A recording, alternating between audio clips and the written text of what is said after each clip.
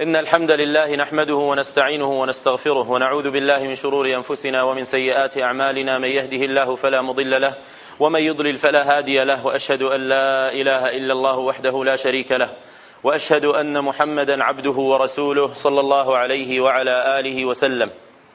All praise is due to Allah. We praise Him, we seek His help and we seek His forgiveness. We seek refuge in Allah from the evil of ourselves and from our bad deeds. Whoever Allah guides, there is no one that can lead him astray, and whoever Allah allows to go astray, no one can guide him. I bear witness and open testimony that there is nothing worthy of worship and obedience except Allah. He's alone without any partners. And I reject all false gods and ideologies and religions. And I bear witness that Muhammad is His messenger and His servant. First of all, I'd like to welcome everybody here. And first of all, again, I want to thank Brother Isa and the rest of the ICOI for inviting me. And may Allah bless them tremendously. I want to thank the youth here, the brothers and the sisters, for coming out on this Friday evening. I know you got better things to do probably than listen to a guy with a huge beard who just came out of the desert. I know that for sure. I mean, you have to be cooler in life than to come to the masjid and hear somebody like me talk. So I want to thank you for giving me the opportunity to sit before you and to share something with you, inshaAllah ta'ala. And bear with me, inshaAllah, about 20 to 30 minutes. I love you all for the sake of Allah, and I ask Allah Azza wa Jal, as He gathered us here today, to gather us in the highest forms of paradise. I really appreciate whoever came from long distance. I really appreciate that they made the drive here. So may Allah bless them and accept from them. You know, they told me there's going to be parents and youth. But either, mashallah, the men in this crowd have a lot of children, like mashallah, they have multiple wives probably and many children, or I'm only getting the youth part of this and just a few parents. So for you who are parents here, inshallah, bear with us. We're going to turn it to another station right now. So just hold on tight to your seats, put your seatbelts on, inshallah, because I'm mainly going to be speaking to the brothers and the sisters that are closer to my age. So don't let the beard fool you. I am close to your generation, and I understand what you're going through. And I remember right before the month of Ramadan in high school, I went to North Hollywood High in the Valley. And this is like a Hollywood story that you're hearing. A true Hollywood story. But it's not on TV. It's only on ICOI.net. A brother, Persian kid. His name was Reza. I didn't know what Reza meant at the time. I found out later that Reza is Rida, and Rida is from Imam Ali Rida and so forth. So I got educated. Reza was a kid we played basketball with. And he was a pretty boy. He used to pluck his eyebrows. That's the first time I ever knew that guys can pluck their eyebrows. He told me, Ahmad, well, I used to be called Ahmad. He says, Ahmad, why don't you pluck your eyebrows? Everybody does it. Why you keep them bushy like that? I said, man, it's not part of my culture. So I let them be bushy, and then I got some more, hair on my face. Reza, one year, we were sitting on the bleachers of the basketball gym in high school, and he told me, so you're going to do Rosa? You're going to do Rosa. And like my first language is not Persian. I knew Shami Arabic growing up, because that's where our family comes from. So I said, what's that, man? He says, that means you fast. I said, yeah, Ramadan. He's like, yeah, Ramzan. I said, yep, inshallah, we're going to be fasting in the month of Ramadan soon. I had no clue that Reza was a Muslim. No clue whatsoever. In fact, most people probably didn't know that Ahmad was a Muslim either. Now, Ahmad came from a decent family. We prayed 5 times a day. We fasted the month of Ramadan, believe it or not. Pretty conservative family. I didn't look like this all my life. I used to be a child before. Believe that as well. But in all honesty, my father came to this country so I can get a high education and I can become a doctor. May Allah bless him and reward him for that. So he had a specific goal. And I'm sure a lot of the families here, I don't see many reverts. I see my man Yaqub, and that's probably it as far as the reverts are concerned. So I'm going to be speaking about people who have immigrant background for the most part. So a lot of our parents came to this country, of course, for a better life opportunity in general, for a better education, and so forth. So my father was no exception. Now, all the way till I went to school, I was going to be a doctor. I was in pre-med and I had a scholarship. Smart kid. just like a lot of the kids here. Very good in school. Because my parents' main objective was that you do good in school. That's what you're supposed to do. And I'm sure all the brothers here, the parents, they agree with me. That's their main thing. They tell their kids, look, we'll give you everything you want. I don't know what you guys want now. I heard there's PlayStation and Xbox and other types of boxes and a whole bunch of things that kids request these days. You know, I'm from like the 90s, so that's not cool anymore. That's called old school. So just bear with me. But the parent will tell their children, I'll get you anything you want. I just want you to concentrate. I want you to get a good education. I want you to get a good job and to have financial security. Which is great. That's what the parents care about. They want us to be in good conditions. They don't want us growing up begging or being a bum, being homeless and so forth. So that's all good. Unfortunately, and I want to tie into what our Sheikh Taha spoke about earlier, when he says, when he looked at the newspapers in the Middle East and what people's concerns are, it's all about groceries and how to shop for the month of Ramzan. How to fast, and not how to fast, but how to go on shopping sprees and collect food, not just for 1 month, but for, mashallah, the whole year. Because you're going to be cooking extra and you're going to be gaining weight. Even though it's called the month of fasting, abstinence, you're supposed to let go of food a bit. But what we're doing is indulging more in food, because mama cooks the best food during Ramadan. And all the aunties cook the best food during Ramadan. The masjid decides to have dinners every night in Ramadan. Maybe your masjid is like, I don't know, a couple of times a week. I'm not sure. But anyway, the best food from all over earth is right here in the month of Ramadan. And instead of being abstinence, losing a bit of weight, feeling more for the hungry, mashallah, we eat more, we gain more weight, and we go on shopping sprees. The reason for that, at least in my understanding, which is very limited, but bear with me, is because people, unfortunately, have become heedless to their purpose of existence. And that's what the sister, may Allah bless her and reward her, told me that we want to discuss. How do we tie in the month of Ramadan, preparing for the month of Ramadan, with our purpose of existence? Well, basically, that's what happened with me. Because I'm just going to go ahead and share my story with you, because they just introduced me as a guy who just came from the desert. But luckily, I speak English, so you can understand me. So I'm going to introduce myself. So, I knew that what I was supposed to do was become a doctor. As far as I'm concerned, that was my purpose of existence. I didn't know any better. And I'm sure a lot of people do. I mean, you guys are the cream of the crop. You guys are here in the masjid, you're not clubbing, right? You're not out doing something, Friday night, TGIF. You know, you ain't doing that. You're in the masjid, mashallah. So may Allah reward you for that. May Allah bless you. But I know that you know a lot of Muslims. And maybe if you had the chance and your parents didn't twist your arm and tell you, come check this guy out from the desert, you wouldn't be here either. So I really appreciate the fact that you're spending your time here.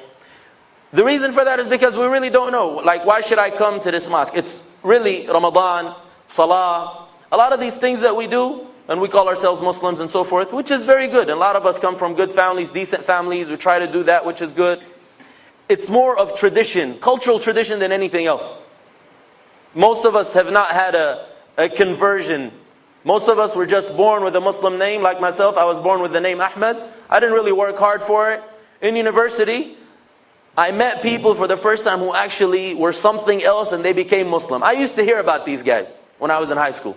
But in university, I met one guy. He was like 40 years old, Brother Amir, local from Southern California. I met with him after 10 years, last year I think. He had become Muslim in prison. Now this guy had a special impact on me. We played ball. He was 40 years old, but he can ball all of us combined. We were like teenagers still, 17, 18. But Brother Amir, mashallah, had some skills. But the skill that touched me the most was the fact that he said, you know, he'd converted to Islam, he's become Muslim now, and so forth. But one time, you know, we sat down and he sat next to me. This is a 40-year-old man, and at the time I think I was 17. After playing basketball, we're kind of tired, and he says, I can play ball. I didn't play last week, but I can play. I think I might come tomorrow morning. They invited me. For the brothers who have basketball courts, Saturday morning. So the brother told me, he says, Ahmad, and he started crying. This is a 40-year-old grown up. He says, Ahmad, you know what? You're lucky. I said, why am I lucky, man? You got all the skills, I don't have nothing. I'm trying to make it to the NBA, but I don't have the right genes. You know, I'm from a different area in the world. Which is, a lot of the youth is, you know, that's their dream. He says, because Ahmed, your mom is a Muslim, but my mom died and she's going to the hellfire. And he started crying. I said, why is she going to the hellfire? He says, because she's not Muslim. She died and she was not in a state of Islam. Amir, I believe, and a lot of brothers who have a conversion experience, they recognize their purpose of life, and they did not do it by just being born into a Muslim family and taking it for granted. And that's really what I want to talk to you about today. We take a lot of things that we have for granted. The masjid that we have, the community events that we have, our parents, Quran, Sunnah, Islam in general, we take it for granted because we don't recognize the value for it, and there's no problem with that. That's actually real. Why would I blame somebody if they don't know the value of something, they can't really take care of it? That's cool. So what I want to, remind myself and whoever hears me, inshallah ta'ala, is I think this should be a time, because everyone, as you know, everyone around the globe, even on CNN now, for the last few years, whenever I watch CNN during Ramadan, they all say, and the Muslims have started their holy month, the fasting month, the month of Ramadan. They do that even on CNN and BBC. So the whole world is saying that Ramadan is something special. It's a month of worship. Shaykh Taha told us the month of Ramadan, is the month of the Quran, the month of fasting, the month of charity, the month of bringing family ties together, the month of, feeding the poor, the month of feeling for the less fortunate, and so forth. But as far as I'm concerned, the month of Ramadan is something more special. And I actually had my experience in the month of Ramadan in the MSU or MSA, the Muslim Student Club. And it was a Persian brother, mind you. His name is Amir, from Irvine, I believe, or he spent some time in Irvine, who happened to be the president of the MSA at that time. And I spent the whole 29th night of Ramadan with him in the masjid, in this community around Riverside. I mean, there's no problem in mentioning masajid, right? Hopefully they won't get blacklisted because I had my conversion experience in their premises. So I spent the whole night with Brother Amir. He explained to me what the MSA is all about, how the brothers, the Muslim brothers, they come together, the sisters, they try to learn Islam. It's kind of like a struggle. Their parents came here for a better education, for a better job opportunity. But, they're trying their hardest, just like the youth group here. They're trying their hardest to do things. The brother, may Allah reward him, he recited the translation of the meanings of the Quran earlier. The MC, Haytham, who presented me to you. The sister who's working in the office. All these youth are trying their best. They're trying their best to come closer to Islam. But I think it would become way easier for us to come close to Islam if we recognize our purpose of existence. If you recognize that, Islam no longer becomes a tradition. Islam no longer becomes something that I'm doing to please my parents. Because my parents raised me up in a good way. My parents expect me to do namaz and to do roza and to do Ramzan, and they call me Reza and this and that. I'm on a flow right now, I'm flowing. All with the Z's, In Arabic it's all dad, but Ramadan, Rida, and so forth. So instead of having my parents force me to do something, or me doing something really, I'm not feeling it. But I just don't want to disgrace my family. I see a lot of youth, and this is what they are. These are some of the best kids we have. And they're like, you know what, man, the only reason I'm doing this is just because I don't want to let my dad feel bad. I don't want to make my dad feel like he's a failure. So this is why I'm doing what I'm doing. I don't want you to do that. Now, I'm not saying leave Islam. Of course, a lot of people have left Islam. I'm sure you know some kids who've left Islam. I met a few myself. They left Islam, they're like in a completely different planet. Something's wrong with them. May Allah guide them. But people make their choices, and this is a free country, and you're supposed to make your conscious decision once you become an adult. I want to remind everyone to search for your purpose of life.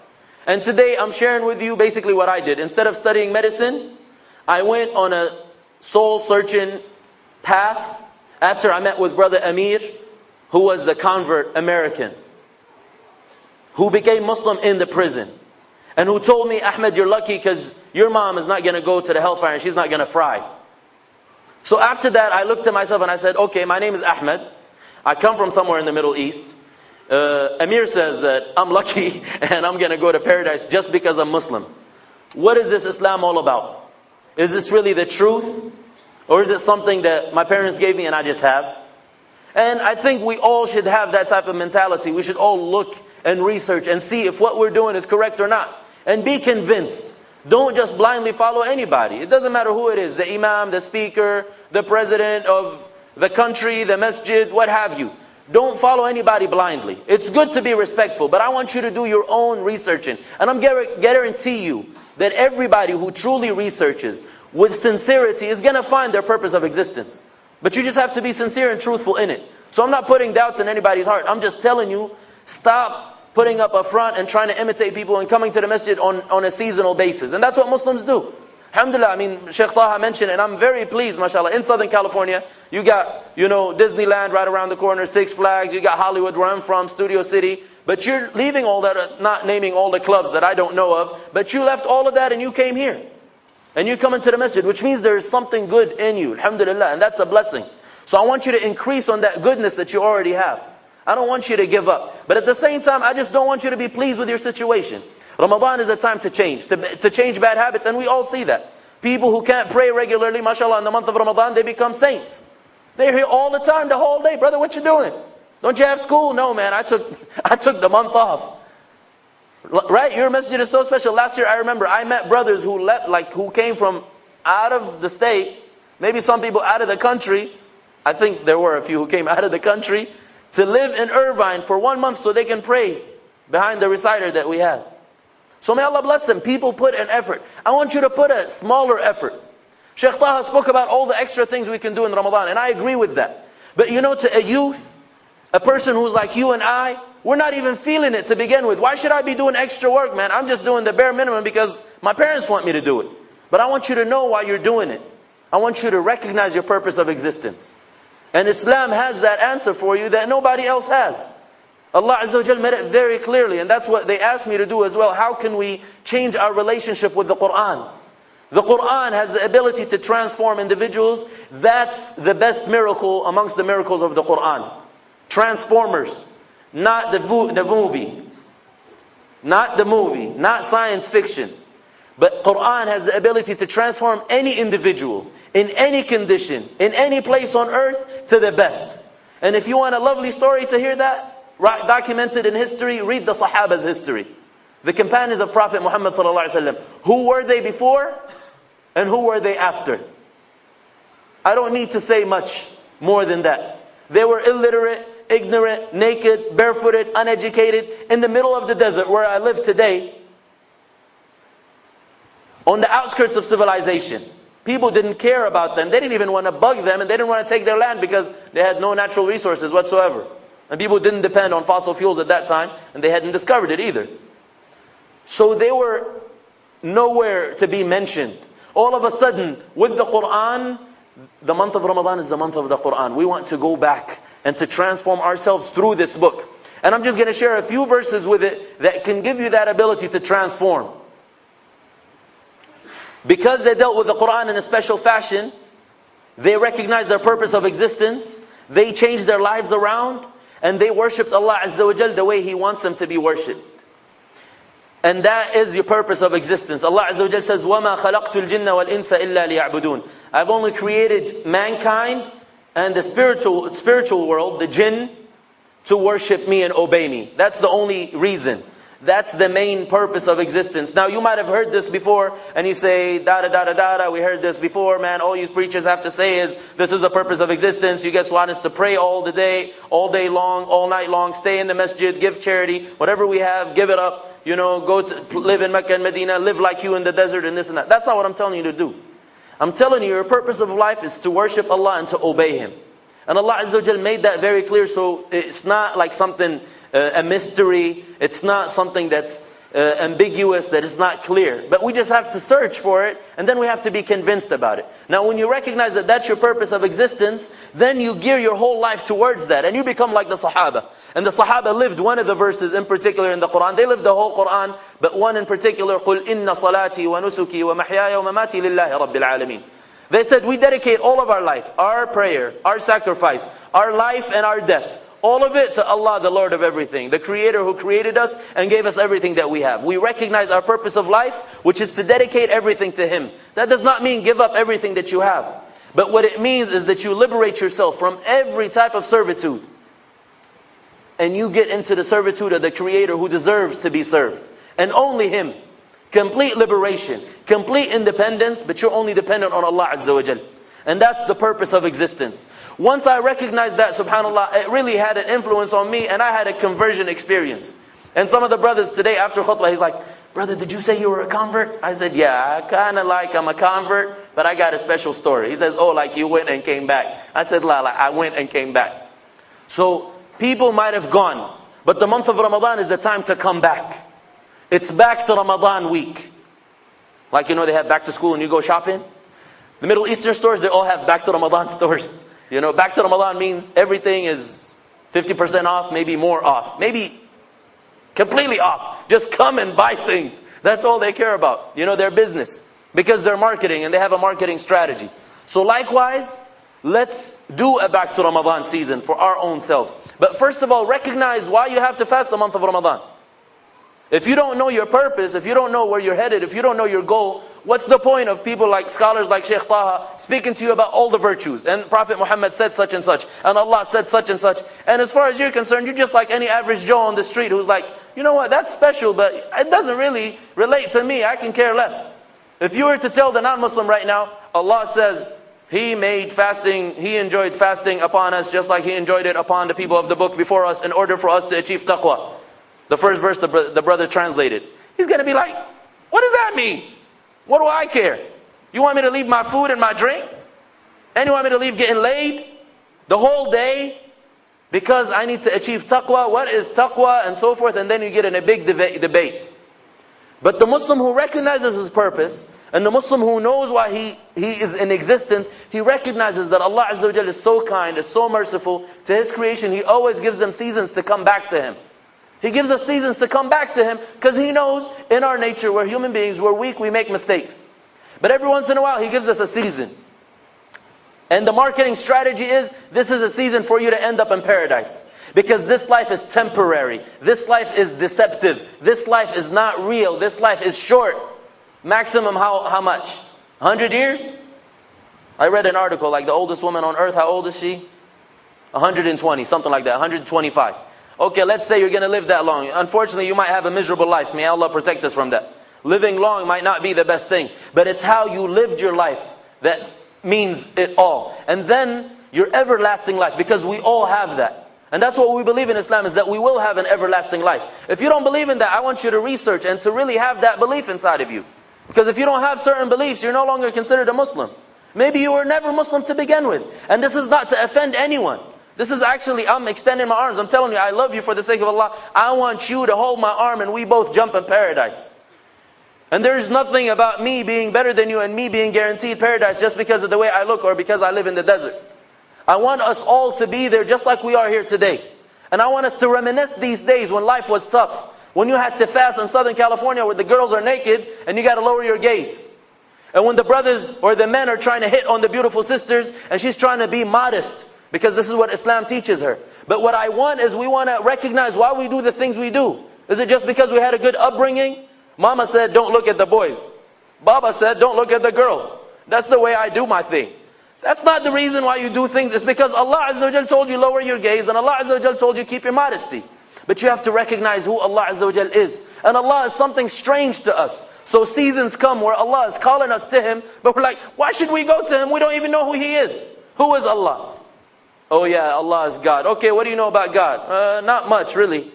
Can you talk to me about God? I watched like a little clip a few days ago. And this is in the Middle East, in one of the, foundational areas of Islam, And they went and asked college students. They're like, name me 10 soccer players. Soccer is the most famous international sport. You guys witnessed the World Cup recently. Name 10 soccer players. They were able to. Name 10 singers, musicians. They were able to. Name 10 Sahaba. The guy said, who? Like he has no clue. Of course, Sahaba might be something trivial. If you don't care who your founding fathers are, if you don't care who established this deen on earth, that's fine. But before knowing who the Sahaba is, because that's what we get ourselves involved in our plans for Ramadan and other things, we get our youth involved in something that might be trivial to them. I don't want to undermine what our scholars talk about, but it might be really trivial. We might be speaking, but it's really going over everybody's head. Like, what is he talking about? Fasting, yeah, and charity. And get your checkbook ready. I ain't got a checkbook. I'm broke. What do you want me to get my checkbook for? Don't blame the sheikh for that. He's telling you the truth. That's the reality. But when we don't recognize why we're doing the things we're doing, even if you're broke, when the sheikh tells you that and you recognize who Allah Azza wa Jal is, you're like, if I don't have a checkbook, I'm about to get a checkbook because I'm going to give my check and I'm going to give my money because this is a very winning cause. This is a cause of success. This is going to grant me something good in my life. It's going to grant me success. So when we recognize our purpose of existence, which is to worship Allah Azza wa Jalla and to obey Him. But in Islam, it's so special that anything you do in life, when you have the positive intention and it goes in accordance with the rulings of Islam, it's considered an act of worship. In Islam, we don't have monasteries. You don't go lock yourself up and become a monk and say, you know what, I'm going to divorce this life and I'm just going to go, I'm not going to talk to the opposite gender, I'm just going to be completely elsewhere. No. It's like brothers who are running the masjid, and brothers who are running the school, and brothers and sisters, sorry, I'm not mentioning sisters, but a lot of sisters actually, from what I understand, do more work than brothers. A sister today sent me an email, I thought it was a brother, her name is Rayhan. So I thought I was talking to a brother because look at the preconceived notion that I have, somebody who's going to contact me from the masjid is going to be a brother. But then the sister called me, and she knows my name, but I don't know who she is, and then I found out she's a girl because she sounded like a girl. So of course I had sent the email before the phone conversation. So there is a lot of sisters as well doing a lot of positive things. Alhamdulillah, these brothers and sisters, may Allah bless them, they're living life. But to a large extent, I believe they all went through that soul searching phase. I think some of them have. Because we all went to school. I know a lot of them went to UCI, I went to UCR, and a lot of the brothers and sisters have that phase. And maybe some of them in high school even before us. Before we had the wake-up call. Something had to wake us up. With me, it was Brother Amir, for example, and other things in my life. But everybody has their wake-up call. But that wake-up call, this is a time, a wake-up call, Ramadan, when the whole world is changing. Shaitan himself is getting chained up. And in case you don't know who that is, that's the bad guy. That's the devil, that's the one that's trying to get you to fry with him in the hellfire. He does not like you. He just loves for you to get barbecued with him in the next life. Unfortunately, you're going to be frying everlastingly if you follow his lead. But then if you follow Allah's guidance and you follow the Quran and the Sunnah, bi'idhnillah, you're going to have everlasting bliss.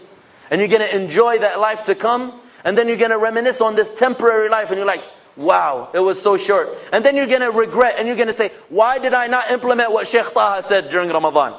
Why did I not take advantage of the month of Ramadan? Why didn't I fast more? Why didn't I pray more? Why didn't I stay more in the masjid? Why didn't I treat my parents kindly? Why didn't I give charity X, Y, and Z, etc., etc.? Why didn't I do all these things? Because at that day you'll realize the value of those actions. Right now you can't realize it. I mean, Allah blesses some people, mashallah, they give charity and Allah gives them things back. But as I spoke about the khutbah last week, this life is a test. And the better you are, the more you're going to be tested. So when you're going to be tested more, you're going to have difficulties. Young brothers and sisters trying to get married and all the doors are closed for some reason. That's a difficulty of this life. That's a difficulty of this life. What are you going to be doing? Are you going to be patiently persevering that and looking forward to what Allah Azza wa Jal has in plan for you?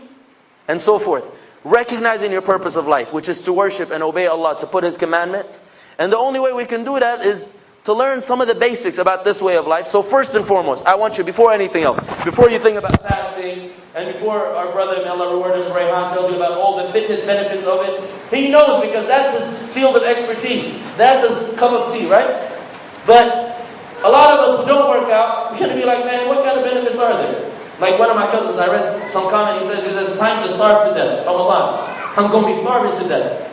You're not going to be starving to death. You're going to be starving for death. Because death is going to come. But you're just preparing for it. That's all you're doing. You're gearing your life up to that purpose of life. Anything that you do with the right intention, when it goes in accordance with Allah's rules and regulations, is considered an act of worship, ibadah. And you're going to get rewarded for it. A smile is charity in Islam. When someone has marital relations, legal sex, that's charity in Islam. When someone pays money, that word is not banned in the masjid, I hope. But that's a real word that everybody hears. And I did not use the X-rated terms. I am kind of explicit because I'm just like you guys. You're hearing worse things that I can't even say. So you have to be real. When you come to the masjid, you have to hear something that's real. I know that we might be feeling, and I felt when I was in your shoes, wallahi, I did not have the opportunity. I don't remember, Muhammad, did we ever have a preparation for Ramadan? And our whole life, when we went to high school, middle school, elementary school, never. And we were in Southern California, so Allah has blessed you. The people, they're trying their best to bring you closer, and they're striving, may Allah bless them. I was in your shoes one day, and I didn't know other than, this is my good upbringing, and I'm a good person. I'm not like these Americans, but I really don't know who I am. I really don't. I'm just a Muslim. But you know what they knew as? They knew that Ahmad was the guy who doesn't date girls, who doesn't eat pork, and he doesn't party. He plays good basketball, but they couldn't believe that. Like, how can you be a basketball player, a jock, but not be cool with the cheerleaders? I don't know. It beats me, but that's all they knew about me, and that's all they knew about Islam. That was 2,000 students that I was with. Not too long ago, only about 10 maybe 10 years ago.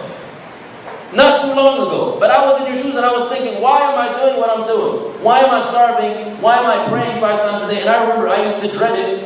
In the house we used to pray in congregation. And we used to have to wake up for Fajr. And sometimes Fajr is really early. And I just hope one day they miss me and they don't wake me up. Not because I didn't like Salah. I loved it. It was cool. For me, it wasn't, when you get trained to do something at a young age, it's not a big deal for you. You like it. But that doesn't mean you're convinced, and that doesn't mean that you know why you're doing it. But when I had the conversion experience, after I met someone who converted, that made me recognize why we do all the things that we do. So now I became grateful to my parents. At a time, I was really like, Mom and Dad, why are you guys so crazy? Now I'm a parent myself, and I'm becoming crazier than my mom and dad. And all of you guys will feel the same way once you become parents. You don't know it yet. Look, man, I swear to you, I was saying to myself, I'm not going to speak the way my dad speaks to me. I'm not going to do what my dad does. I'm not going to say what my mom said. I'm doing the same exact thing. All it took was one child. And then the next just came. And I'm like, what's happening here? I'm flipping. I'm turning into my father.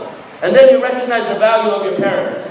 The value of your parents. They might not be with us here today, but I want you all to be grateful to your parents. They've done a lot for you. They might not know any better. They might have shortcomings. My father has shortcomings, but may Allah bless him, he tried his best. And all your parents are trying their best. They have shortcomings. I don't want you to flip out on them and say, what have you done to me? You destroyed my life. They're trying their best. But you should also try your best. Don't be lazy. This month is not about being lazy. This month is about getting stronger. And Rayhan will tell you about that. When you don't put too much food in your system, your body becomes stronger. Believe it or not. Not as you think. I mean, he'll tell you about the protein shakes and all that good halal stuff, but I'm talking about you're going to get endurance. I remember in high school that the coach used to make us run the mile, and how long we can do the mile, and his stamina, how much stamina do you have. Fasting will teach you to have that stamina. So fasting is not supposed to make you lazy. Your dad does all the work, your mom does all the work, and you're just chilling, and you're like, yeah, mashallah, my mom cooks good food. Why weren't you cleaning up afterwards? Why weren't you helping out? And this is a time where I want the parents also to recognize it. I'm one of your sons. Just look at me as one of your sons, not as one of your daughters, please. So I'm just one of your sons. Recognize that your sons and your daughters are going through a lot of struggles. They're trying their best as well.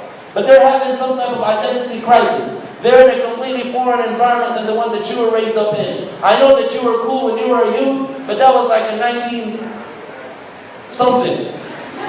They are in 2010 plus. I'm no longer cool, and I'm only like 1999.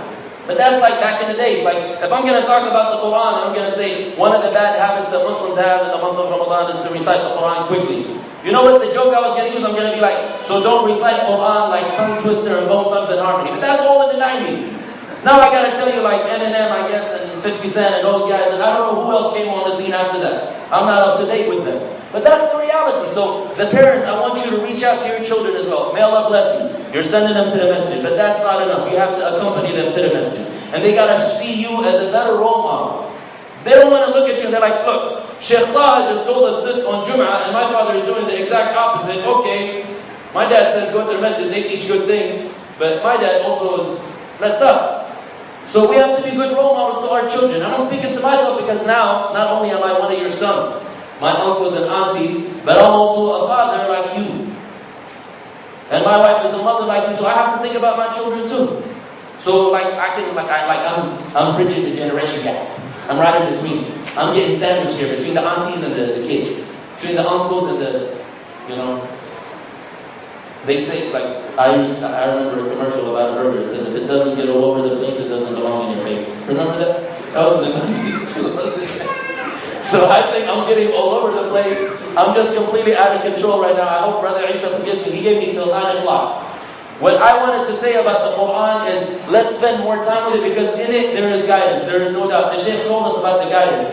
And he says that people's hearts are locked up. That's one of the verses of the Quran. They're locked up because you're not understanding. Like, now the non-Muslims at the time of the Prophet said that when the Quran was revealed, they would shake and tremble because they understood exactly what it was saying. Islam was dangerous because it shook their foundations. The Muslims nowadays don't have a clue what the Quran is saying, let alone the non-Muslims, but I bet you a lot of professors who are teaching Islam, PhDs in Islam, they're not Muslim, but they know more about Quran than the Muslims do. Because we've left our language, we've left our heritage. So I want us all to try to go back to Arabic. And there's a lot of opportunities, alhamdulillah, a lot of institutes opening up, coming even to your own locations, teaching you basics about Islam, basics about Arabic. When you have a live relationship with the Quran, you find that it's a source of true guidance. And that's what Allah described it as. Hudan lil-muttaqeen. It is a guidance for those who have taqwa. And we spoke about fasting, and we said fasting, the main goal behind it, Allah says, is so you can attain taqwa. Once you attain taqwa, you will become one of those people who will be guided by the Quran. It's all mixed together. In the Quran, Allah says, I only created you guys to worship me and obey me. In the Quran, Allah says there's only one way of life He's going to accept from you. That's why last week, may Allah bless the brother from the board who told me, tell the Muslims that they have to be happy, they have to be proud of what they have. I want you to be happy. All these people who are in misery outside, and Brother Jacob will tell you right now, they're all in misery because they don't know their purpose of existence. One, they have to research for it. Two, and number three, they don't know that there is only way of existence, way of life that Allah will accept from them. They will try tirelessly, and they will be going in an empty circle. I met a sister, she's 37 years old. A couple of days ago, they came to our house. She told me about her father. He's been studying theology for 40 years. He's upset with the church, he's an ordained minister. He left Christianity, he got into all types of different religions. Not only that, he also got into Native American faiths, Native American religions. And now she tells me he guides the people who are godless, the people who are away from God. I said, how does he do that? What religion does he follow? She says he doesn't really follow a religion. I said, I know what religion he follows. He follows his own religion. It's not enough for you to do your own research and then come and start something new, invent something new. Something that's been in existence since the time Allah created first man, Adam. And I want to disagree with all the biology teachers that you have. May Allah reward you, my dear father. And he is my father in Islam, because we're supposed to respect our elders. And this is something that we have to say. I'm sorry I'm speaking in a loud voice to all my uncles and aunties, but I'm trying to reach to the heart. And the heart sometimes they don't hear except if you're bumping and jamming real loud. Because if you like, I know I can't even listen to Quran when it's quiet. I have to jam it. Because that's my background, jamming it all the time, bumping it. So, once people recognize their purpose of existence, they recognize that Allah Azza wa Jalla all along had one way of life of His creation, which is Islam. That's the way of life of all the creation, the heavens and the earth. Allah says, وَلَهُ أَسْلَمَ مَنْ فِي السَّمَاوَاتِ وَمَنْ فِي الْأَرْضِ. To Allah, everything in existence has submitted. Including the non-Muslims, they're in a state of submission and actual submission. Because they can't get themselves alive or make themselves die, in the sense, except with Allah's will. So everything is submitting to Allah. But we're speaking about submitting your choices. Submission to Allah, that's what Islam means. To surrender and submit yourself to Allah's commandments, to obey Him, and to do so with sincerity so you can achieve peace with yourself within, so you're not stressed out in a state of misery, not knowing why your name is Ahmad or your name is Reza. And Allah knows what happened to my homie Reza. I don't know where he's at now. I asked Allah to guide him and to guide all of us. But that's the situation. We're not recognizing our purpose of existence. We're losing track, and then we're given a lot of commandments, and you're supposed to do this and not do that. But we don't recognize the lawgiver. We don't recognize the one we're supposed to submit to. You know the law. If you're going to run a traffic light and you see a popo, you're going to be stopping. You're not just going to cross the line because he's going to give you a ticket. So you know the lawgiver, and you know the one who's going to implement the law. We have not recognized Allah. We have not become aware of Allah Azza wa Jalla in the sense of saying, He's in charge, He's in control, He can take my life any minute. He's the one who gives me whatever I have, and He's the one who takes whatever I have. Recognizing that, submitting to Allah Azza wa Jalla, the one who does so, whoever does submit to Allah according to His commandments is a Muslim. So I want all of us to remember and to research. Make this season a season of research. Good news, you don't have school, except if your school's all track or you're taking a summer session. So I want you to pick up a book to let you recognize what Islam is all about. I suggest da'wah books. The books that the brothers and the sisters give to non-Muslims to tell them about Islam. That's what I did in my research. After I read all the religions from all their sources, then I started reading about Islam from all the sources, what the non-Muslims said, what the fake Muslims said, what all the Muslims said. And I was praying to Allah to guide me because I wasn't sure. I was a Muslim. I'm not saying you guys are not Muslim because you're not completely knowledgeable about your purpose of existence. Alhamdulillah, Allah has blessed you. You are a Muslim. You don't have to struggle as much as Brother Yaqub and others who struggle. But I'm saying when I researched, I prayed to Allah Azza wa Jal, and then I read some of these da'wah materials. And then I recognized so many things. My first language, I told you guys, is Shami Arabic. But I didn't know what Salah means. Salah, what it means in Arabic. And because we're coming to the month of Ramadan, I didn't know what Siyam is. I know Siyam is don't eat and don't drink. Because at that time I was too young to know the third part. You all know what the third part, I mentioned it already, it's the X-rated thing. But when I read the da'wah materials, it said Siyam linguistically means to abstain, abstinence. In the West, of course, the only abstinence they know is one kind, right? The safe way is to abstain. Well, Siyam linguistically, and I told this to some brothers before, to abstain from everything. So you say, Simtu anil kalam. I have abstained from talking, I've shut up. And this is what Maryam said in the Quran, Inni nadartu lirrahmani sawma. I have vowed a pledge of abstaining. فَلَنْ أُكَلِّمَ الْيَوْمَ إِنْسِيًّا. So I'm not going to speak to any human being. Her fasting was the literal fasting, fasting of the tongue, not speaking anymore. When anything stops, you say Slama, Fulan, Osama, such and such. So that's the linguistic meaning. And it's related to the Islamic terminology, which is to abstain from specific things, as the scholars say. Abstaining from lawful drink, lawful food, and lawful marital relations for a particular period of time. So it's abstinence and not indulgence. And I want to remind all of you, and I want you to remind your parents, and if your mom is working too hard in the kitchen during Ramadan, please tell her, Mom, the Prophet's messenger only ate dates when he broke his fast. I don't need you to cook all the food you find on the Food Network. You are not super chef. And you're not in any reality TV show. I want you to relax and worship Allah more. And if Baba wants a lot of food, I want Baba to give us his cooking expertise. And this is out of love for Baba, because I want Baba, as Brother Rayhan is going to tell us, I want Baba to go on a diet during the month of Ramadan. Because Ramadan is about abstinence, not indulgence. So we want to cut down on the food, cut down on the drink, and then I think I'll end it up with that. I'm going to tie it in with the nutritional stuff. So right now what I'm doing in basketball is throwing a lob and alley-oop. Rayhan is going to dunk it. But Rayhan is so big, mashallah, he's going to break the backboard and the rim. أقول قولي هذا وأستغفر الله لي ولكم. اللهم صل على محمد وعلى آل محمد كما صليت على آل إبراهيم وبارك على محمد وعلى آل محمد كما باركت على آل إبراهيم إنك حميد مجيد. I ask Allah Azza wa Jalla to bless our Messenger Muhammad, who brought us this guidance, to raise his rank, and to bless him and to have mercy on him and his family and those who follow his righteous guidance to the last day, as he did with Ibrahim and his righteous followers. Walhamdulillahi Rabbil Alameen. And all praise is due to Allah, the one who created us and the one who created everything. And I praise him for guiding me personally to my purpose of existence and guiding all of you to come here Jum'ah in the evening of Saturday. This is Saturday Eve. And we ask Allah Azza wa Jalla to bring us closer to Ramadan and to allow us to fast it, to worship Allah the way He wants to be worshipped. Wallahu a'lam, Allah knows best.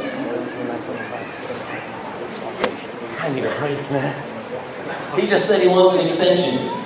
Okay, I propose, because we have a very short time for Brother Rayhan, it's not going to do him enough justice to speak about the health benefits. So about 9:25 we want to give adhan for prayer. So Brother Rayhan will only have 10 minutes, which is not enough time in my opinion. I'm suggesting, if you don't mind, Sheikh, that you can speak until 9:25. We'll give azan. After prayer, brothers who can stay and sisters who can stay, we can listen to the talk by Brother Rayhan. That's not cool. You agree with that? You know what that's going to do? Strip me of the assist.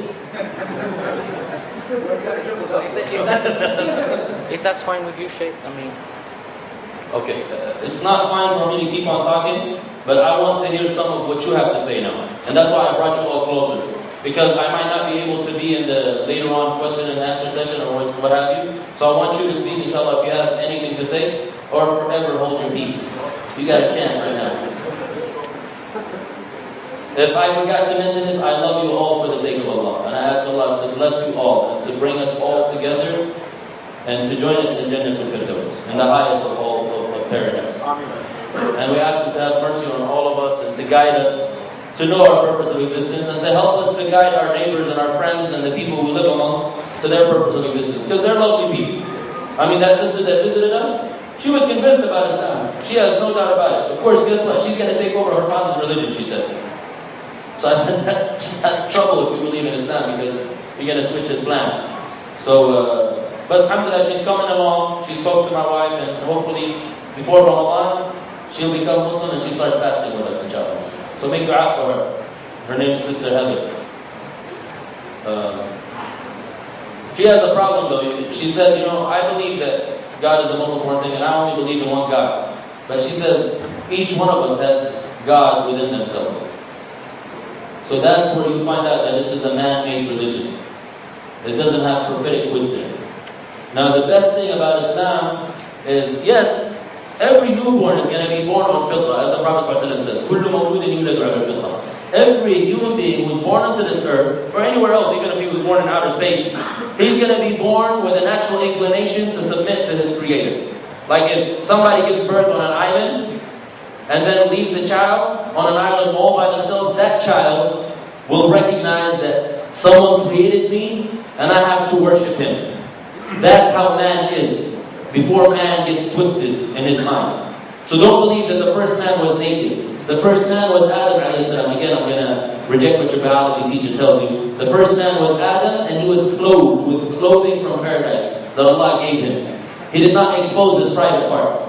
So being nude is not being natural. Being nude is being an animal. And that's why the Muslims cover themselves. So the first man submitted to Allah Azza wa Jalla, and that was the case. But the Prophet ﷺ says, but his parents either make him a Jew, a Christian, or a fire worshipper. Basically, his environment is going to affect him. And we're all affected by our environments. Even if we're born into Muslim families, we pick up the religion of culture and tradition from our family, because that's our environment. So when a new Muslim comes on the scene, they're like, why are you doing that? He's like, man, this is what I read in the book. This is what Allah said. He's like, yeah, but that's not how we do it back home. See, culture took precedence to revelation. So that's why we want to go back to revelation, inshallah ta'ala. So the problem with man-made religion is that somebody will recognize that. I told Heather, I said, you are so close to the truth. You believe that there's only one God, and you believe that He needs to be worshipped. And she worships Allah the whole day. She makes a lot of prayers. Basically, what we do is dhikr. We do that all day too. So she prays all the time. But she has a problem with the concept of God. Why is that? Because prophetic guidance did not come to her, did not show her the way. That's why Allah did not leave us unattended. He sent us messengers. Throughout humanity's history, there have come messengers to teach people how to worship Allah. Don't invent it. Don't think that this is the way it's supposed to be done. There was a guide sent to you. Shaykh Taha said about Hajj guide. When you go to Hajj, you have a shaykh who teaches you what to do. Well, we have prophets who told us how to live our lives and how to submit to Allah and how to perform Islam. One of the things they teach us is the correct beliefs. The correct beliefs, and that belief tells you that Allah is not in His existence, is not in His creation. Allah is separate from His creation. So we cannot believe that God is in every single one of us. Back in the days, there was the Wu-Tang Clan, and when they speak to one another, they say, "What's up, God?" Yo, God, because he believes that you're a God. You got God in you. Of course, that's only if you had certain genes and you're from the East Coast. They're called 5%ers. Mind you, they picked up the word Islam too. They're called 5% Muslims. So you don't believe that Allah dwells within you. Allah is far above that. Allah is far above any imperfection. That's what the prophets came with. They came with that guidance to tell us who Allah is and to tell us how to worship Him correctly. The last thing I want to tie in, and they told us that we're short of time, and subhanAllah, this whole life is a test, and this life is very short. The sister also reminded me to say, how do we take advantage of our time? Because Ramadan, remember, is only 29 or 30 days. It's not that long. I can't believe it, but I've been in Southern California now for more than that time, in this summer break. And it went by like this. I can't believe that it's been a week that I came and met Brother Isa and the beautiful brothers and sisters here in this masjid last week. But it went like this. Ramadan also will go like this. And Allah swears by time and the passage of time. And He says that everybody is going to be in a state of destruction, a state of bankruptcy. So the ones who don't have paychecks and they're broke, that's the reality of all humanity except the ones Allah made an exception for. And He says those individuals have 4 qualities. And that's what I want to end up with, and this is called Surah Al-Asr. A very powerful surah that some of the scholars say it encompasses all the realities and the miracles of the Quran. It has the ability to transform people. And Surah Al-Asr, Allah says, وَالْعَصْرِ, He swears by the passage of time, and only Allah has the ability and is able to swear by anything from His creation. We can only swear by Allah. He says, indeed, all of humanity is in a state of destruction, bankruptcy, and in a state of being broke, completely corrupt. But He made an exception. He says, except for 4 categories of people. إِلَّا الَّذِينَ آمَنُوا إِنَّ الْإِنسَانَ لَفِي خُسْرٍ إِلَّا الَّذِينَ آمَنُوا, except for those who have correct faith, correct beliefs. And those beliefs are the beliefs that was brought by the messengers, not by the man, this man, Heather's father. He basically goes and contemplates on a mountain right now, and he gets revelation. So that's what God tells him to say. So that's what a lot of people do. They're like, I'm going to go pray to God, and they go find a tree or find something and pray to God, and their mentality. True belief and believing in God is the beliefs that were brought by the messengers, and what the messengers brought, who Allah is, and what He deserves. إِلَّا الَّذِينَ آمَنُوا, those who have correct beliefs, and that's not sufficient, they must add something else. وَعَمِلُوا الصَّالِحَاتِ, and they backed up their actions, they backed up their words, because belief, sometimes people say, you know what, I believe, man, I'm a Muslim, I love Islam. My daughter yesterday, I saw she wears a shirt, what did it say? What did it say? I'm a happy Muslim or something. Something like that. And my daughter is 3 months old. Of course she has no clue what her shirt is saying. And a lot of us do that. My name is Ahmad, but I got no clue what that means. When Amir told me, I didn't know what it was. In high school, I couldn't explain what Islam is to people, because I didn't know myself. How could I explain something that I don't know? So I want you all to know, وَعَمِلُوا الصَّالِحَاتِ, backed up their words with actions. So that belief must be translated into actions, and with no actions there is no belief. وَتَوَاصَوْا بِالْحَقِّ, they encourage and they enjoin each other to do goodness and to do truth. That was their thing. Their thing is, brother, I want you to do better. I'm looking out for you. Sister, I got your back. Even if it's difficult, I'm here by your side. And that's what we all want. During the month of Ramadan, we want a companion that can take us to the masjid, not take us clubbing. Or, there's different types of clubs I hear. So the worst of them is the hookah club I hear, especially in Orange County. A lot of the Middle Eastern people, they enjoy hookah clubbing. So, instead of taking you to the hookah club, I want them to take you to ICOI. And I want you to pray behind Sheikh Muhammad and behind Sheikh Ibrahim. And I want you to benefit from Dr. Imad and from the other Sheikh who's going to be explaining what you're going to be hearing in the Salah. And the third special mysterious guest. That's an inside joke, only certain individuals know what that means. وَعَمِلُوا الصَّالِحَاتِ وَتَوَاصَوْا بِالْحَقِّ, they enjoin and they encourage each other to do truth. وَتَوَاصَوْا بِالصَّبْرِ, they encourage and enjoin each other. As I said last week, one of the keys of success and happiness is patiently persevering. وَتَوَاصَوْا بِالصَّبْرِ, you must recognize that this life is a test. And that's what Allah said. Allah said He created us so we can worship Him, and He also said that He created us to test us. He also said He created us to test us. So when you say, God, why do I have to fast? It's a test. And I'll give you the first answer that answers everything else. When Adam was given all of paradise and he was said, don't come close to that tree, if you answer why that took place, you got the answers to all the mysteries of life. Why did Allah tell Adam, don't eat from the tree? Why? He gave him everything. He just told him, look, don't come close to that tree. It was a test. Every other commandment that comes after that is a test. And we either pass the test or fail the test. So, وَتَوَاصَوْا بِالصَّبْرِ, they enjoin and they encourage each other to patiently persevere, because life is a test, there is difficulties, and we all have to have somebody to remind us, brother, be patient. Sister, be patient. I'm going to remind my brother. He's trying to get married, I'm going to tell him, be patient. A sister is going to say, I'm having difficulties in school, I'm going to say, be patient. An auntie and an uncle is going to tell me, I'm having struggles with my kids, I'm going to say, be patient.